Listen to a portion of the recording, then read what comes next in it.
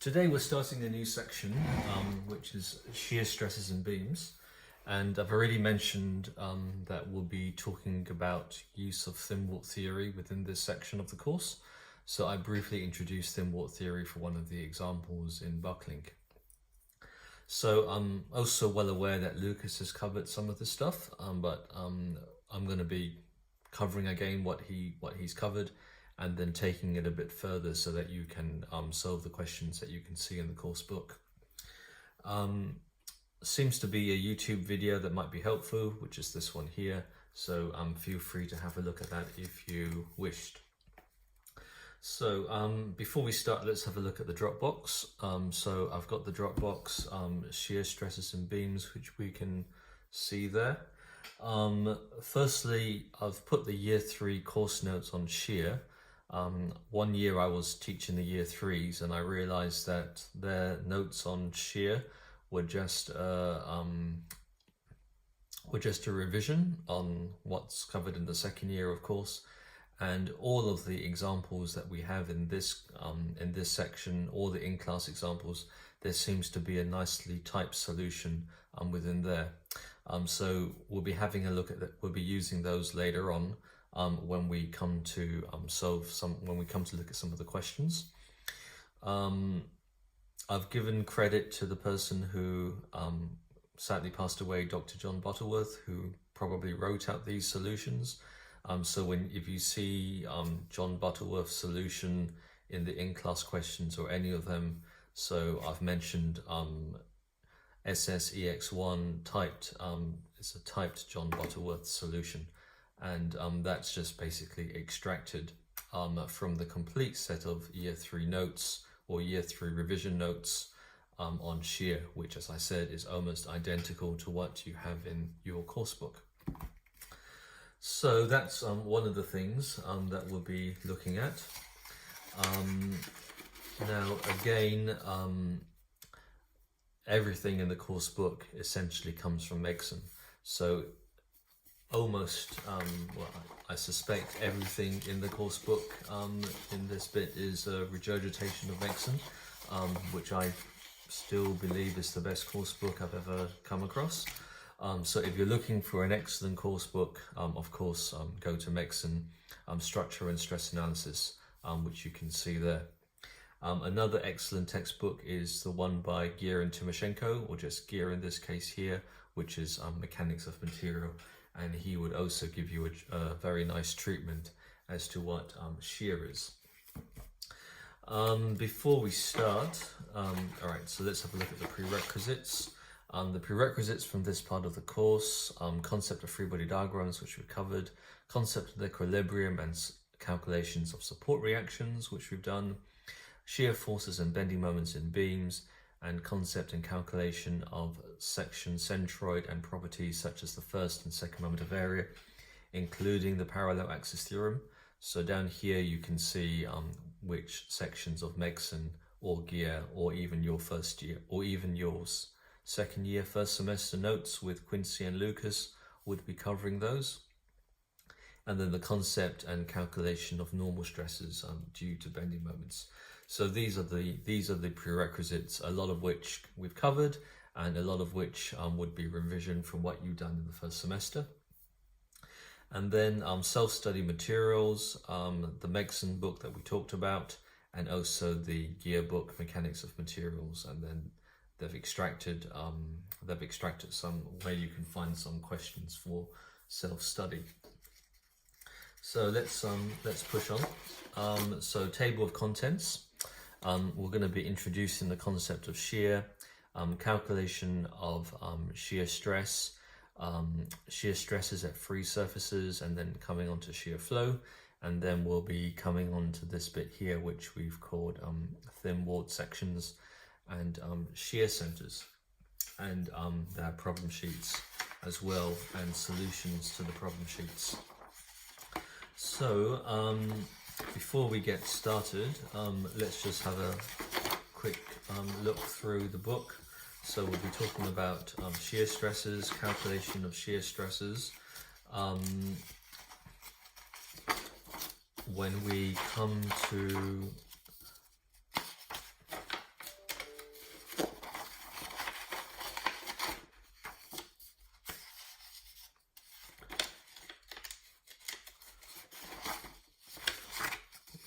this section here, for the calculation of shear stresses, will show that the shear distribution through a rectangular solid cross section is a parabolic shape in nature.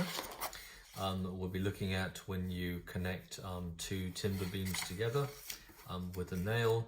That's also shear going through there. Shear at a free surface, shear flow, another nail example here. A steel section with some welds, how we would be calculating what each weld would need to be able to carry. And then we will be moving on to the concept of shear flow and shear distributions in thin wall sections, and how the shear actually flows through the section, which we'll be covering there.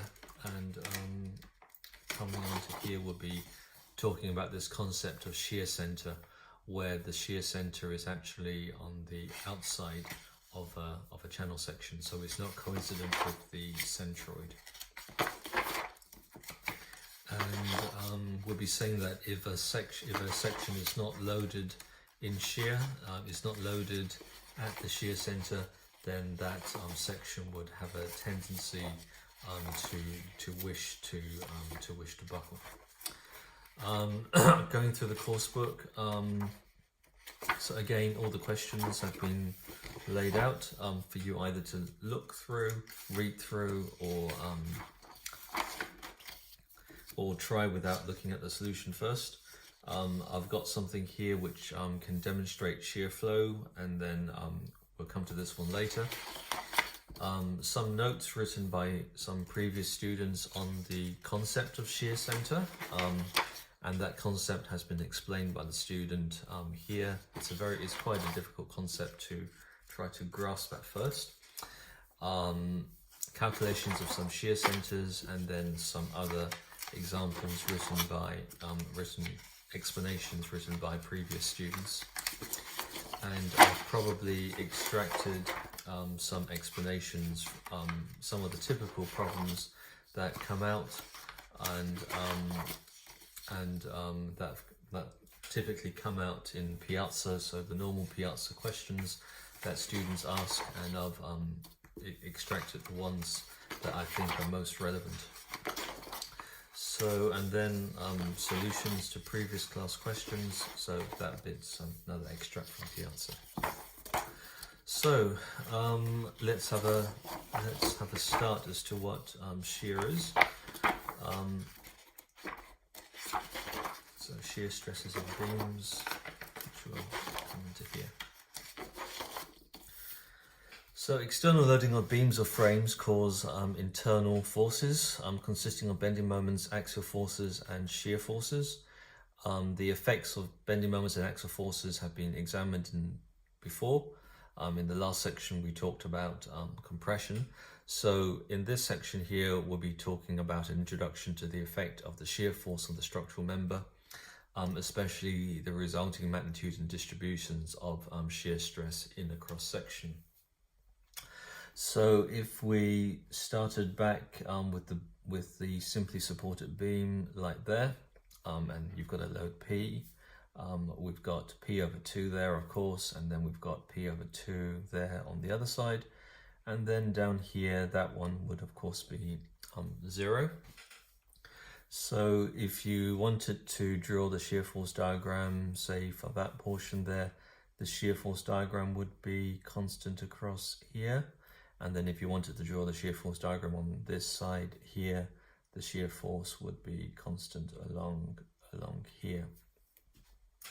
So if we said that, if we just, instead of calling it P, we called it 10, and then that becomes 5, and then that becomes 5, you can see that along here, there's a shear force of 5 kilonewtons along this portion here, and there's a shear force of 5 kilonewtons along that portion. And we already know that for this one here, for that side there, if we did a cut on one side of the cut, you would be going down, and on the other side of the cut you would be going up. and we know that if we did a cut within this portion of the section, this one would be going like that, and then that one would be going on the other side. So that would be on the other side of the cut. And we just get all of that by equilibrium. So when we talk about shear force, here the shear force on either side of the cut, that would be 5 kilonewtons, and then here the shear force on either side of the cut, that would also be 5 kilonewtons. So it's this shear force that we're talking about, which would lead to the shear stresses that we're going to be calculating. So if you had imagined that the cross section of the beam, so up to this point we've just drawn a line for the beam, but the beam obviously has a cross section. So if you imagine it's a rectangular cross section, which we can see there. So I've drawn what the cross section looks like. This cross section would be subjected to a downward force and an upward force on this portion here, and on this other side here, an upward force and a downward force on that cross section there. So this whole section needs to resist the 5 kilonewton, the 5 kilonewtons. So if I just drew out the cross section again, which I'll do here, it doesn't really matter, does it, which side of the cut you're talking about. On this side of the cut, the shear stresses would be going downwards, and on this side of the cut, the shear stresses would be going upwards. So let's just say we're talking about this side of the cut. So we would have some shear stresses going down here, and then I would be drawing maybe a smaller shear stress going down there. So I hope you can all see that. Now, when we look at the cross section, you know, there's going to be air here, and there's going to be air here. All the atmosphere is going to be there. So it stands to reason that along here, the shear stress, that any shear stresses are going to turn out to be 0, and any shear stresses up here are also going to turn out to be 0. So we would say that if we looked at the distribution of the stress, we could probably say, because it's nature, nature likes nice shapes, and we could probably predict, even without doing any calculations, that maybe the shear stresses going down the beam, when you add these all up, of course it needs to equal the 5 kilonewtons, but you might just be able to say that perhaps it's parabolic in shape, so that it's zero shear stress right at the top of the beam, 0 shear stress right at the bottom of the beam, and you might be able to imagine that the parabolic shear stresses would be maximum right at that section there. Okay, so that's on that side of the cut, and if we did the other side of the cut, it's going to be exactly the same, isn't it? So if we did the other side of the cut, there would be shear stresses going up, and then smaller shear stresses right near to the bottom, and again with the parabolic. So I'm just emphasizing that this one is the summation of all this one is the down for the 5, and on the other side of the cut is going to be upwards, as you can probably expect. So we'll just show one side for the normal treatment. Now, if we had a cantilevered beam, so if I had a cantilevered beam, for example, like there, and then just to maintain what's happening here, I'll stick a 5 kilonewton force up there. So there would be a 5 kilonewton force down there. And then we could say that that would be the shear force diagram, being on the underside of the cantilevered beam. And of course, if you did your fictitious cut, then that would be in that direction, and then that would be in that direction, and it would also be 5 kilonewtons. So what I'm saying is that when we want to work out the shear stresses, which we'll talk about later, when we want to work out the shear stresses, look at the bending moment diagram. Don't look at look at the shear force diagram. Don't look at that force there, which is 10. Look at what the shear force is along the portion where there's the cut, and then that is the shear force. So the shear force is not, the shear force that we'll be thinking about later on is not 10, it's going to be 5. And in this case here for a cantilever, if you put 5, it's going to be 5. So I hope that's clear.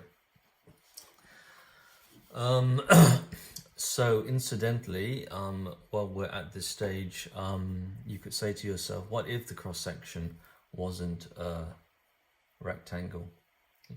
So here we've assumed that the cross-section is a rectangle, but what if it wasn't a rectangle? What if somebody came along and started to take a bit out of the cross-section? So what if the cross-section was like that? And then what if the cross-section was even changed to be like that? I'm getting very thin. So here the cross-section is a rectangle, that's fine. But what if the cross-section is a C-section like there, just by chipping away on this side here? So if the cross-section was something like that, then again, I'm sure Lucas has talked to you about shear flow going down or going round the section or going up across the section like there. And then there's a concept of a position, which is the shear center. So I'll show you how to calculate the shear center later on, and we'll find that the shear center is outside of the section here. And we might find that the centroid of that section possibly is there, for example. When you've got a rectangular shape, the centroid of the rectangle and the shear center, they're both on the lines of symmetry. So the lines of symmetry of the rectangle are right at the center. That's where the centroid and this shear center is. But for a different shape like you've got there, the shear center is actually on outside of the section. So you probably haven't thought about how that load is going to be applied to the beam here. So you might be thinking that the load would be going down like there. That would be completely fine when it comes to a rectangular cross section. But as we'll find out later, when you've got a section like that, which is a C section, if the force there, or the cantilever force there, was applied, for example here, you would find that this section would wish to twist. And we'll show later on that the only place where you can apply the force which wouldn't cause the section to want to twist would be in line of this position, which we'll call the shear center. And we'll talk about that later on, but I'd just like to bring them up at this stage here.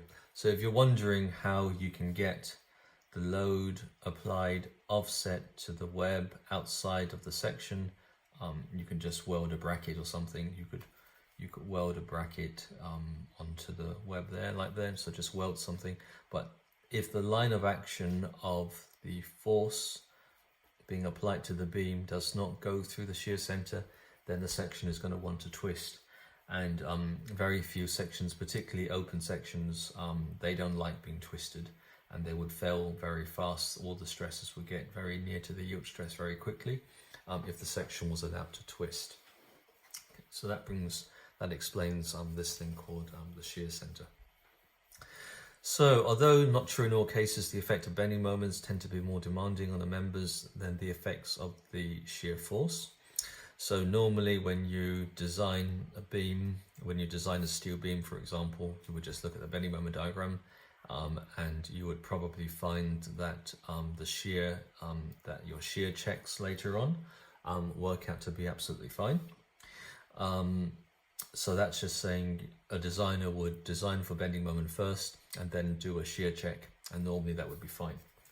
So this is typically the case of steel and timber beams. However, concrete beams normally do require to be designed for shear, and the main effects of shear are to create shear stresses, increased demands on the materials, and shear strains with an increased deflection.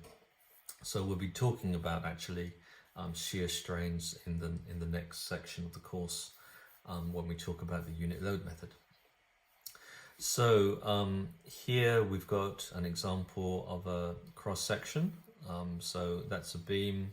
That's a cross section, and that's the beam. And then the beam is under some actions leading to some reactions, which you see there, leading to bending moment, which you'll see there, or axial forces, which you'll see there, or the shear force. So you can see this thing here, that thing there is actually a cut that's been made here. So that would be a cut being made there, and on either side of the cut, you can see that there would be these shear forces. Shear stresses coming down through the beam on either side of the fictitious cut. And as we talked about there, if you know the shear stress distribution, you can integrate, you can work out the whole shear force, and the whole shear force should be equal to, in this case, 5 kilonewtons. So how do we introduce the shear stress? It's got this, it's called tau. Okay, so tau is known as the shear stress. So shear stress is called tau, shear stress. So that one shows the direct or normal stresses, or the bending stresses, this one here. This one shows the axial stress, and we can see the bending moment is a triangular shape, and the axial stress distribution is constant. And the well-known formula to calculate these stresses is you add the axial stress to the bending stress, and then you can work out the stress at any point along the beam, where A is the cross-section area and I is the second moment of inertia. So we pretty much did that when we looked at this example down here. We added the axial stress onto the bending stress, and in this case here we were calculating the maximum compressive stress at that position there. So from figure 1c, it's obvious that the shear force, so this is the shear force there, which in this beam here on the cut, that is 5 kilonewtons. Stressing again that it's not the 10 that's been applied on the beam, it's what you get from the shear force diagram. So it's obvious that the shear force V gives rise to transverse vertical shear stresses. However, how can we calculate the values of these shear stresses, and what is the distribution of the shear stresses down the cross section? And I've already said the answer. The distribution of the shear stresses down the cross section is going to be a parabola. So that's going to be a parabola with 0 at the top and bottom, where we've got the atmosphere, and the maximum value is down here. Okay, right at that point there. For a rectangular section, the maximum stress, the maximum shear stress, is along the neutral axis of the section, or halfway down. While we're here, you could say, what is the average shear stress? So that's the actual shear stress. So I'll just denote that as the shear tau, and then that one would be the depth of the section. I'll just call that y. Okay. So we've got a rectangular cross section like there, and then we've set up our coordinate system going y there. So as we go up, right at the top, the shear stresses are going to be 0, and when we get to the bottom, the shear stress is going to be 0 as well. So the shear stress at that point, that point, that point, that point, and that point is all going to be 0. The shear stress at that point, that point, that point, that point, that point, and that point is all going to be the same. So I would say, so we could calculate the shear stress at any point along the breadth, and it's all going to be the same. I could calculate the shear stress there, the shear stress there, the shear stress there, the shear stress there, the shear stress there, and the shear stress there, and it's all going to be the same.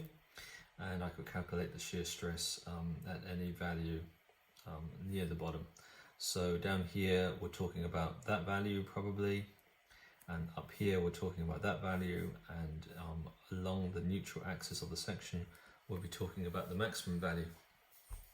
And if I integrated my distribution of shear stresses along the breadth of the section and along the depth of the section there, and that integral is all going to end up to be whatever is the shear force diagram at that particular point. So you could say the sum of all of the shear stresses must be equal, say, to 5 in this case here. So you could say I'm going to be plotting an average shear stress distribution, and my average shear stress distribution would look something like that.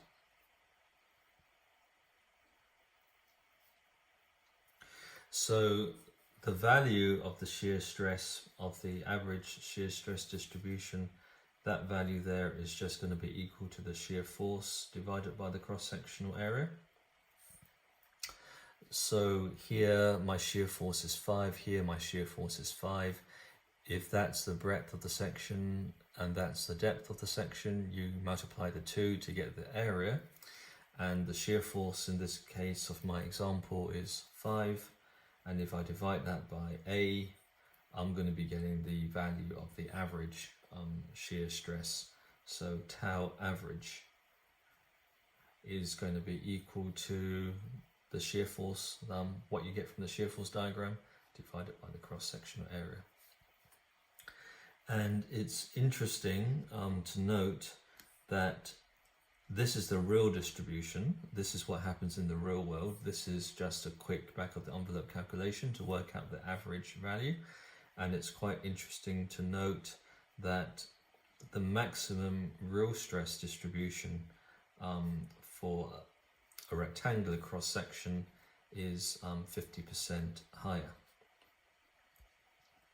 So one way you can work out the maximum shear stress is to take the average shear stress. So that would be, these shear stresses shown there would be tau max. So we'll call that, I'll call that tau max. And tau max is going to be equal to 1.5 or 3/2 times the average, which is the shear force from the value of the shear from the shear force diagram. Not this value, but that value there for the cantilever, because it's the same for the shear force diagram of a cantilever is the same as the load applied at the end, but the shear force diagram of a simply supported beam is not 10, it's 5 on either side. So the maximum value is 3/2 times the shear force divided by the area. So anyway, hopefully all that will become clearer later on.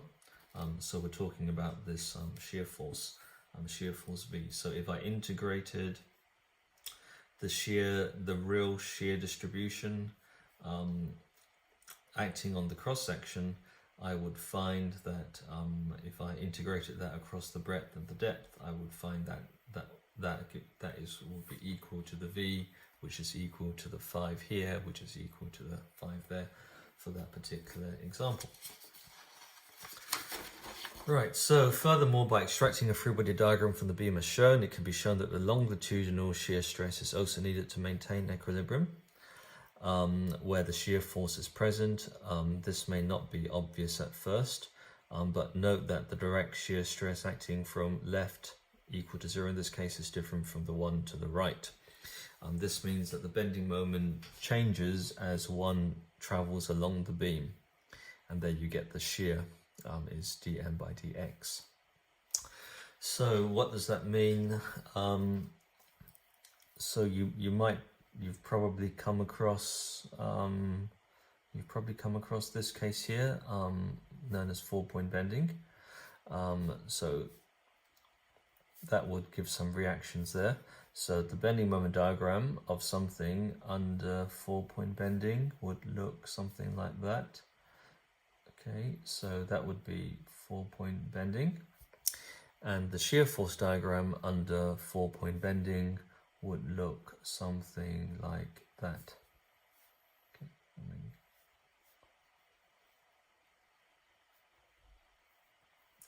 so under 4-point bending, right in that portion there, you can see that the shear force diagram is 0.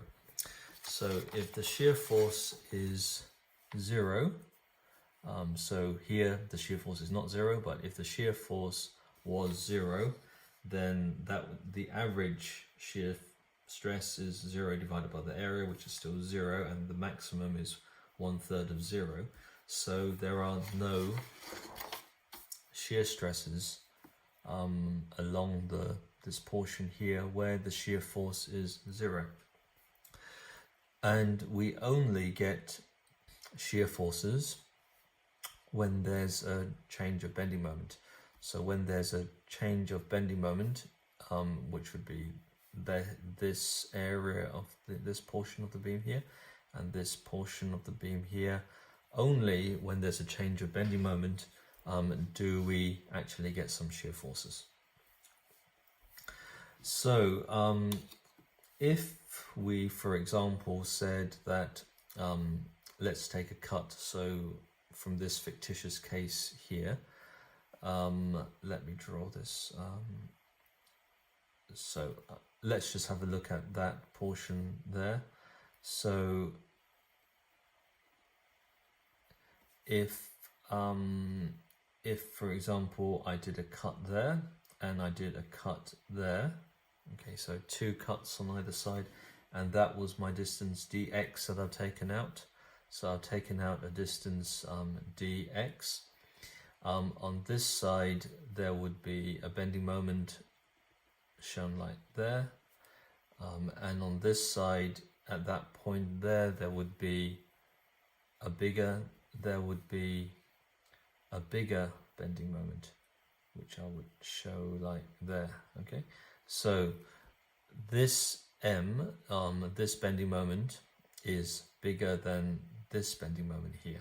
Okay, so you can see that this bending moment is smaller than this bending moment on this side here.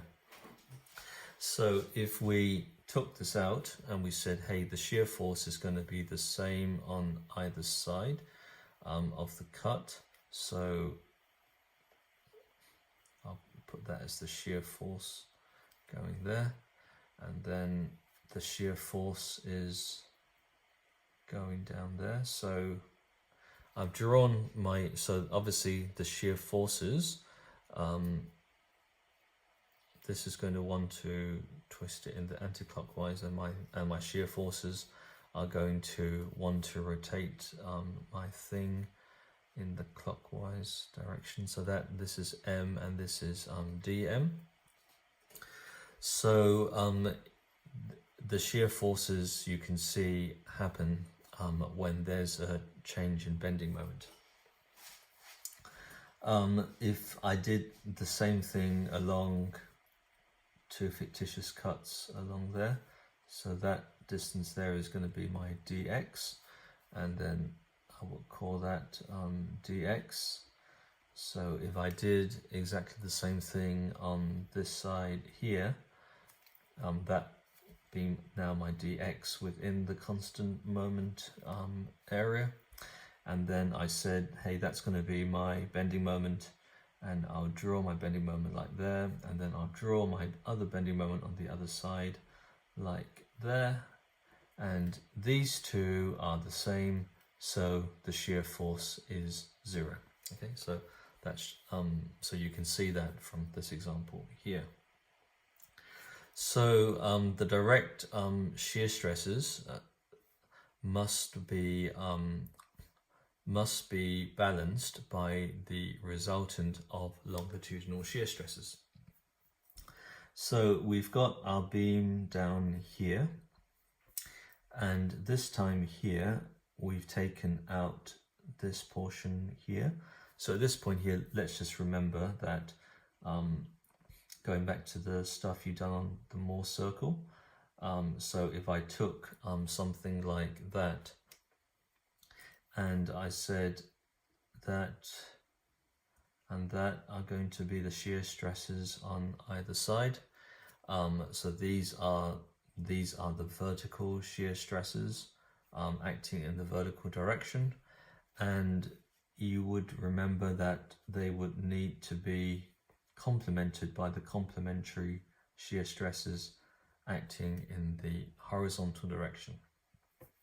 So where we see vertical shear stress, so wherever we see a vertical shear stress, there is a horizontal shear stress. So let's go back to the previous page. So here we see vertical shear stresses on the cross-section face where you've made a cut. So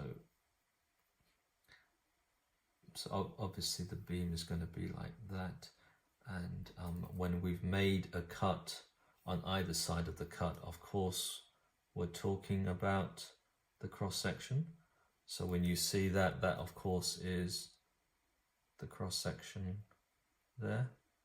So there will be vertical shear stresses acting in the downward direction, and there will be horizontal shear stresses in this direction here. So we've got vertical shear stresses acting downwards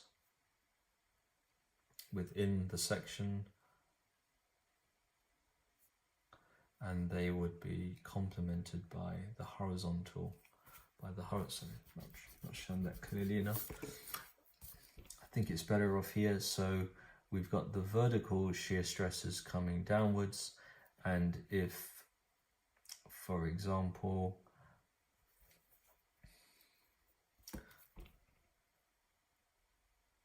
if I'm going to rub this out here, so that's down. So I'm just going to be drawing a blob right at the center, and there's going to be vertical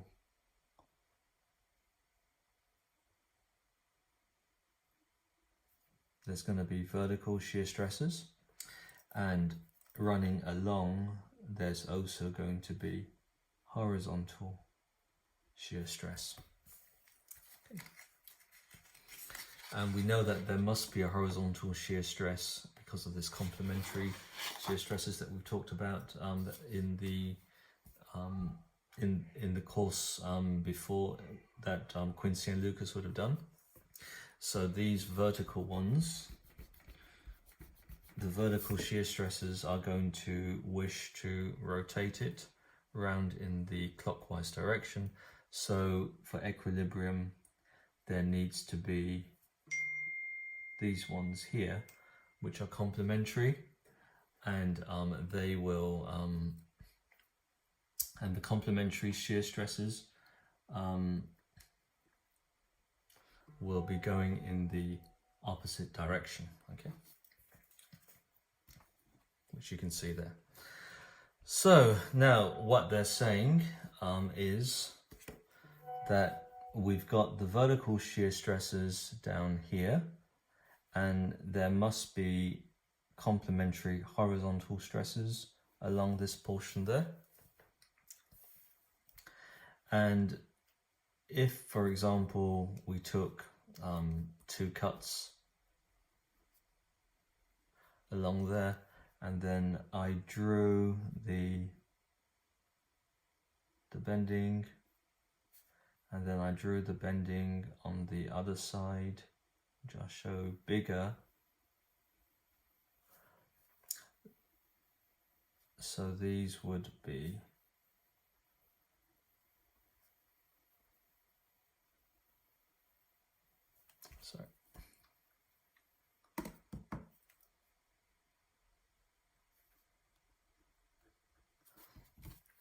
So these would be on either side, and because this one is bigger than this one here, we could also deduce that there must be horizontal shear stresses going along down here. So another way to convince yourself, if you needed to, of the existence of these longitudinal horizontal shear stresses is if you got a plank of wood, if you got 3 planks of wood. So you get 3 planks of wood, and then you apply a force at the center of the beam, and you would be able to see that there is relative sliding. So each of these planks of wood would be bending around its own neutral axis. So each of these planks of wood would be bending around its own neutral axis. And you can see there that at the end you would get this step here. And also the step here at the other end. Now, if you suddenly put some glue between the 3 planks of wood, glue is a good term to use. You know, you're gluing the 3 planks of wood together, then the 3 planks of wood, after they've been glued, there wouldn't be this step here that you can see, or these 3 different steps here. It would be plane sections remain plane, and it would be straight, which is what we can see here. So the glue is going to be taking these horizontal shear stresses that we can see there. Okay, and remember that these horizontal shear stresses are equal to the vertical shear stress because they're complementary. So the behavior of a beam from a stack of planks demonstrates that sliding occurs between the planks when they are not glued using nails, when sliding is not permitted. This effect can be seen in the solid timber, where often the shear strength of timber is less than the direction parallel to the grain, resulting in the failure mode that you've seen here. So if you got a solid bit of timber, so I'm sure Gary would have given an example. So if you had a solid bit of timber like there, and you put a load, you put a force at the center down there, you would see cracks, splitting cracks, which we can see there. So this is a solid piece of timber under load. How does that fail? That fails through cracks going through the ends of the beam.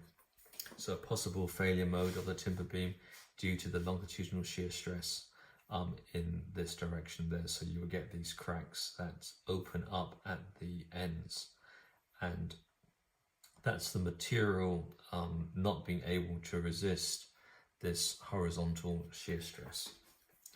So if the planks were prevented from sliding by adhesive bonding, their tendency to slide would result in longitudinal, that direction there, shear stresses developing at the interfaces. Extending this argument, we postulate that similar shear stresses must exist if it was fully solid. So for a fully solid timber plank, there would be these shear stresses that would have to be resisted. So figure 5 shows how cross sections tend to distort as a result of the shear strains caused by the shear stresses, and the Euler-Bernoulli assumption of plane sections remaining plane is only approximated when satisfied when the shear force is present. So how do we now calculate the shear stress?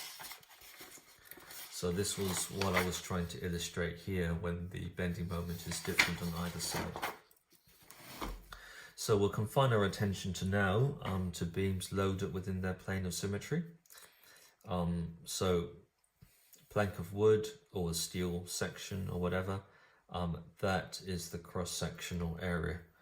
So I'll rub this out in a second, but we're assuming that that's a beam there, and that is the breadth of the beam, and then that would be the depth of the beam there, and then when we draw that, that is the cross section. That's the cross section. Okay, so this one here is the cross section.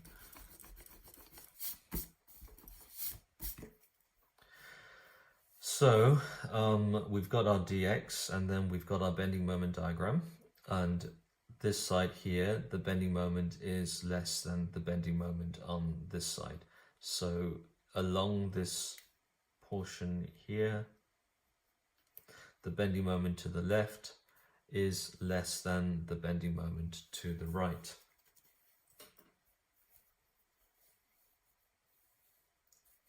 So this is called M, and this is the increase in dm. Okay, so there's an increase of bending moment going from the left to the right. So this, that there, that is the cross section. So that is, so I'll shade it. So this here is the breadth,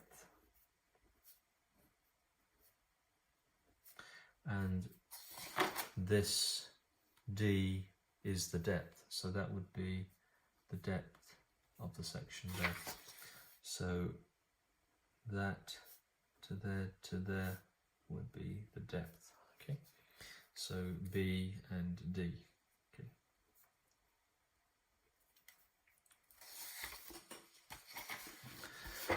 So let's now take a horizontal slice on the plane, a distance y from the neutral axis, and isolating the shaded piece shown in figure 7. So what we've got there is we've got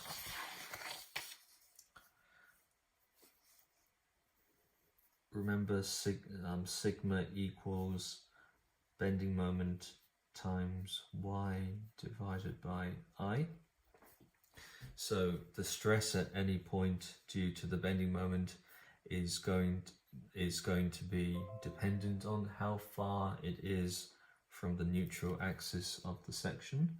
So we'll define that one as being the y-axis going through there, divided by the second moment of inertia.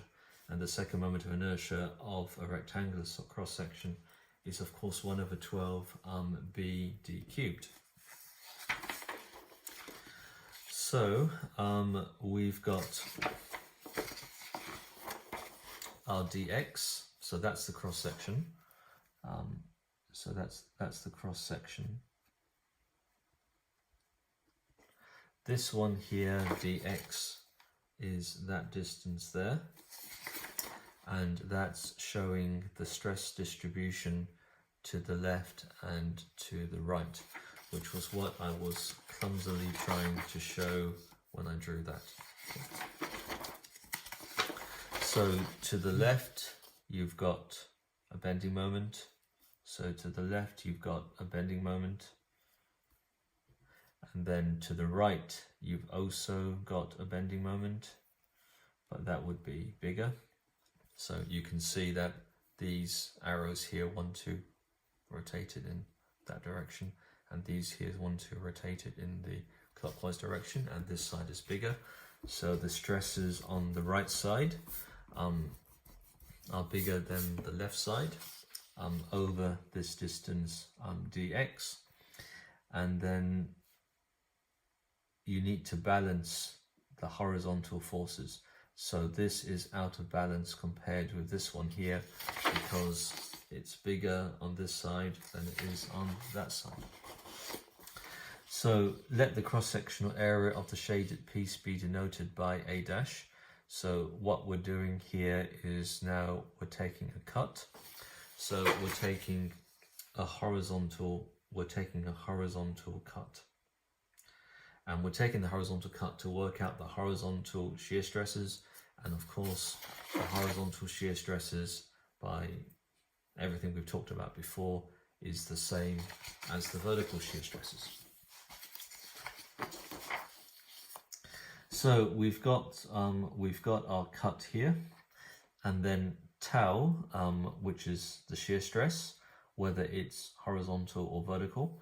So tau b dx plus the integral of this cut of this horizontal cut that we've made here, times sigma dA dash, and then from there we need to subtract what's happening on the other side, which is sigma plus the increase in stress dx dA dash, and that must be equal to 0. So what we're doing is we're just saying, we're just talking about the equilibrium of this piece here. The integral of all of this plus this one here must be equal to that side there. So equation 2 shows that the shear stress is required to balance the direct stress resultant over A dash, as argued previously.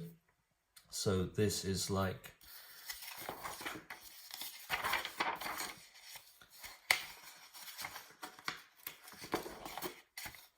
saying that there must be some horizontal shear stresses, and if there were no horizontal shear stresses, then each of the planks would slide relative to each other. So this is 3 planks sliding relative to each other, and this one here is 1 plank working together, and we've argued that there must be some horizontal shear stresses, which we can see there. So we've argued that there must be some shear stresses, horizontal shear stresses, to balance the direct stress over A dash, as argued previously. So eliminate all the repeated terms and divide by dx, and we get tau times b. Remember, b is the width of the section, so tau times b. So remember that one is so that would be the b of the cross section. Tau times b must minus d sigma dx over dA dash, because we're doing it over this integral here, must be equal to 0. So we're talking about these ones here. And then from the engineering beam theory, we know that sigma equals my over I, where y is the distance measured from the neutral axis to the fiber we calculate the stress for. So remember, the stress is equal to bending moment times y divided by I, where y is the distance away from the neutral axis of the section divided by I. So we're making that substitution. The m is the bending moment, where y dash is the distance from the neutral axis, and then substitute the 2 equations into each other, and we get tau b is equal to the integral over the area of y dash I dm by dx by dA dash. And we also know the following relationship between bending moment and shear force diagrams. The rate of change of bending moment how that bending moment has changed from here to here is equal to the shear force. So remember, when we were here, the shear force is 0 because the bending moment on either side is the same. But when we've got the gradient, there is a shear force, which we can see there. So, using equation 6 leads us to tau b is equal to v. So that one is the shear force. From the shear force diagram, I is the cross-sectional, I is the second moment of inertia of the cross-section, being integrated over a dash, where a dash is the cross-section about the neutral axis, and this finally leads to the formula for calculating the shear stress of the shear stress at any point is equal to the shear force V multiplied by S dash Y divide by I and divide by B as a function of Y. So so we've got sigma y is equal to bending moment times y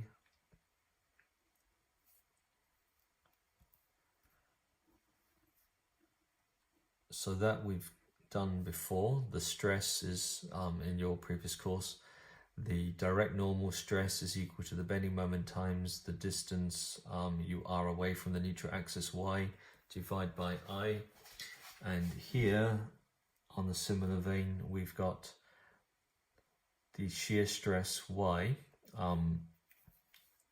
anywhere in the cross section. So that's a rectangular cross section there.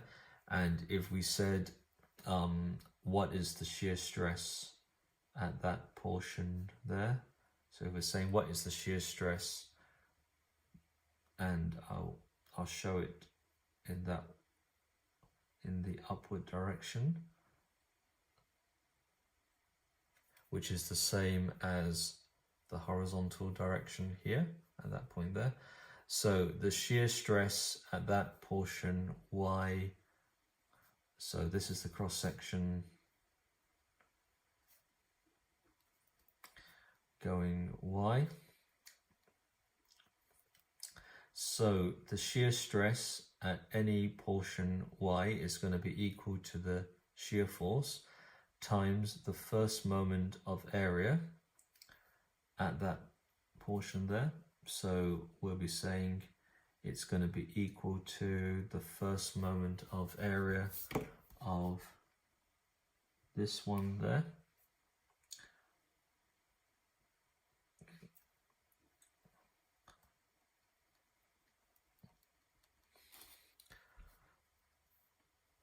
So let's define, so we've defined our y as being at that portion there, and it's the first moment of area of everything above the y here.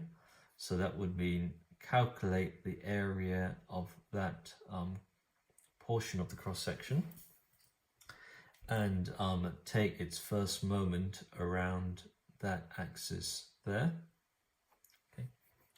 So work out this area here and multiply it by that distance there. And divide the whole thing by I, where I is the same as what we had before, second moment of inertia. The second moment of area, 1/12 BD cubed for a cross section. And multiply that by b as a function of y. So for the particular case of a rectangle, b as a function of y is constant. It's just the breadth of the section. So here is just the breadth of the section there. and where it's emphasized that S dash is a function of coordinate height y, as can generally be b, and therefore so is tau. So the shear stress depends on the distance you are away from the neutral axis. So the above calculation has enabled us to find the longitudinal or horizontal shear stress as shown in figure 2.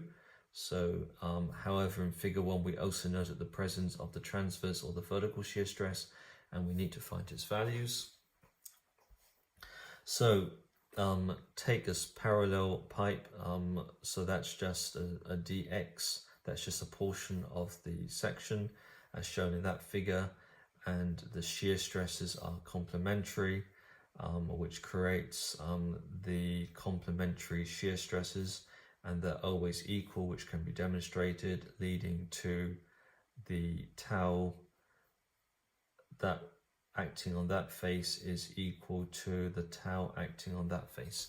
So that's pretty much what we've said before, where I drew. So these are the vertical shear stresses and the horizontal shear stresses are the same. Okay, so the horizontal shear stress is the same as the vertical shear stress, which you can see there. To summarize, if there is a shear stress acting in a particular direction at some point in the body, it will always be accompanied by an equal shear stress acting at 90 degrees in such a way that these two stresses produce no net moment. Okay. So the key thing is this equation here, and the equation is tau of y is equal to V, the shear force, multiplied by the first moment of area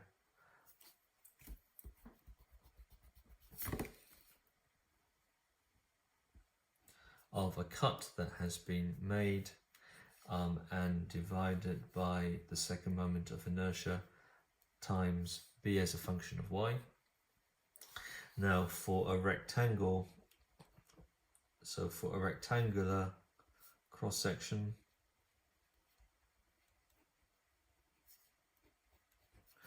the shear stress, which is either the vertical or the horizontal, as a function of y is equal to the shear force times the first moment of inertia, the first moment of area of a cut that's been made, and for a rectangular cross section, I times b. Okay. So V is the shear force from the shear force diagram. I is the second moment of inertia, 1/12 times b d cubed. B is the breadth of the section, the same as there, and this guy here is the first moment of area of a horizontal cut in the cross section around that axis there.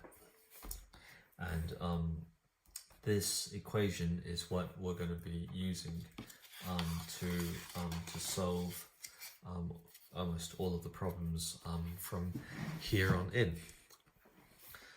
So let's have a look at the example. Find the distribution of shear stress in a solid rectangular section. So here is the solution. So for a rectangular section, we've got the shear stress tau is equal to the shear force multiplied by S dash over IB. Okay, so we've covered that already, and this bit here is the S dash Y.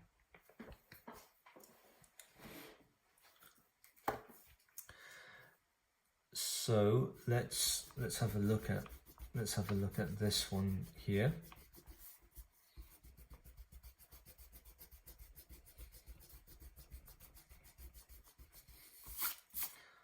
let's clean that up there.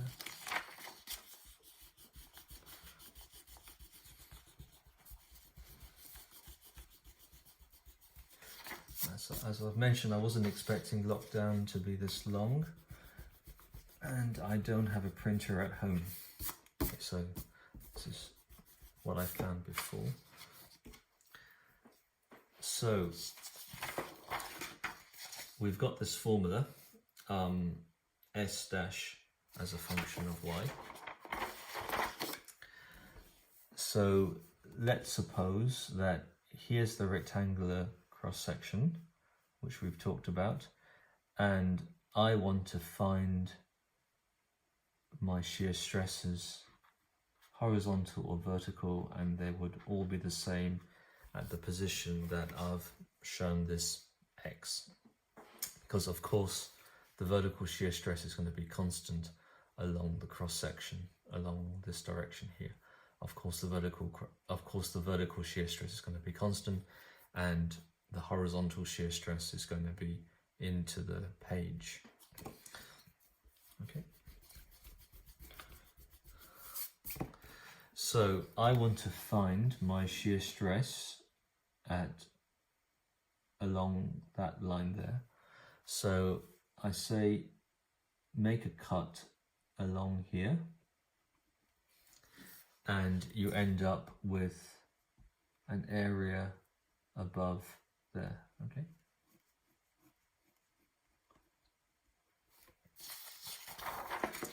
So the equation is S dash y, which is the first moment of area. So to find the first moment of area of this thing here that I've hatched, first of all, I'm going to have to work out this area here. Okay. And then I'm going to have to multiply it by the distance of the centroid of this area here away from the neutral axis. Okay. Which we'll call there. So this thing here is the distance there. I'm going to be calling y bar. Okay. So let's have a look at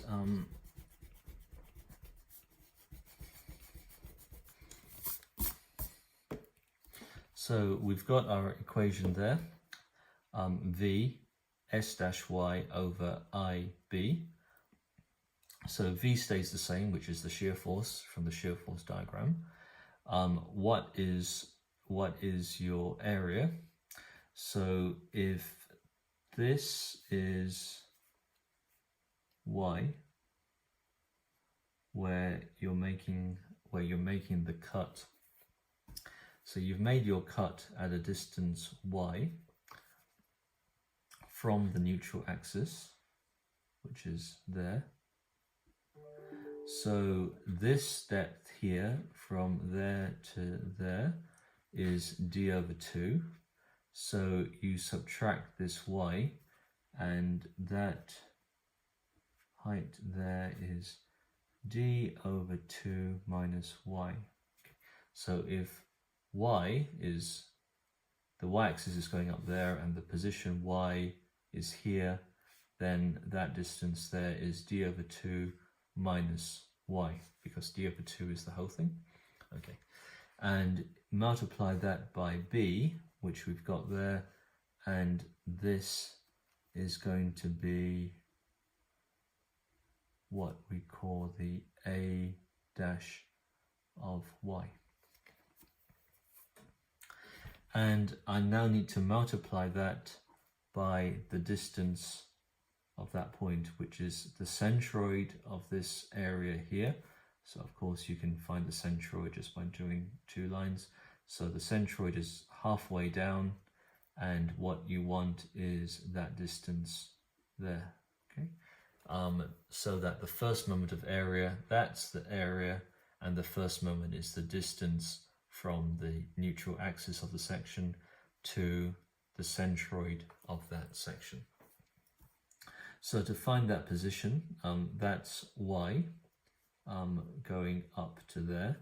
So that distance we already know is y, and then we're adding it to this one here. And then we know that that is d over 2. And then we're taking a half of that one there to give you that position there. And then you're dividing the whole thing by I, which is the second moment of inertia, which is 1 over 12 bd cubed, divide that by 12, and you're multiplying that by this b. So that all comes from this equation there, and s dash y is equal to a dash y multiplied by y bar, which is the distance of the centroid of A from there to there. Okay. So when you work that out and you simplify that, you get tau is equal to 3d squared minus 4y squared over 2bd cubed multiplied by v. So from there you would say that tau varies is parabolically, ranging from a maximum at the neutral axis to 0 at the tops and bottom. So right at the start of the lecture, I was saying that because there's air on the two sides, on the up and down, the shear stress here and here is going to be equal to 0, and the maximum shear stress is going to be there. So that draws the parabola, which you can see here. So that is the parabolic stress distribution, shear stress distribution given by that equation. So at y equals 0, which would be the neutral axis, at y equals 0 would be the neutral axis. The maximum shear stress, simplifying that, substituting y as 0, comes out to be 3v, where v is the shear force, divided by 2bd. And noting that v over bd is v over a, which is the average shear stress, we can say that for a rectangular cross section, the maximum shear stress is going to be at the neutral axis of the section, and that value is going to be 1.5 times the average. So we can see that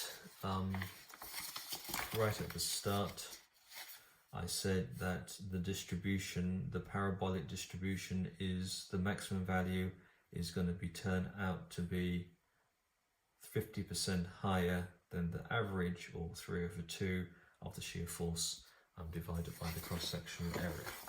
So that is the proof for that. Right. Find the distribution of shear stress in the rectangular cross-section. So if we go to the drop box and you go to the in-class questions, what you'll find is this solution here, which we've just gone through, which has been typed out by John Butterworth. You will find my previous solution on the LiveScribe, which you can see there. I'm just going to that link and I'll talk through the calculation in more detail than what I've done there. And if you look at this video here, also in the Dropbox, you would see me spend 6 minutes again going through the derivation. And down here you would find some questions that I've tried to answer as we go along about the cross sections, and also some YouTube videos that I found that would also go through this proof. So we'll leave it for now, and in the next lecture we'll be talking about example number 2, which is which we'll be using to calculate shear stresses at different junctures of this T section where there's an adhesive bond between the two blocks of timber.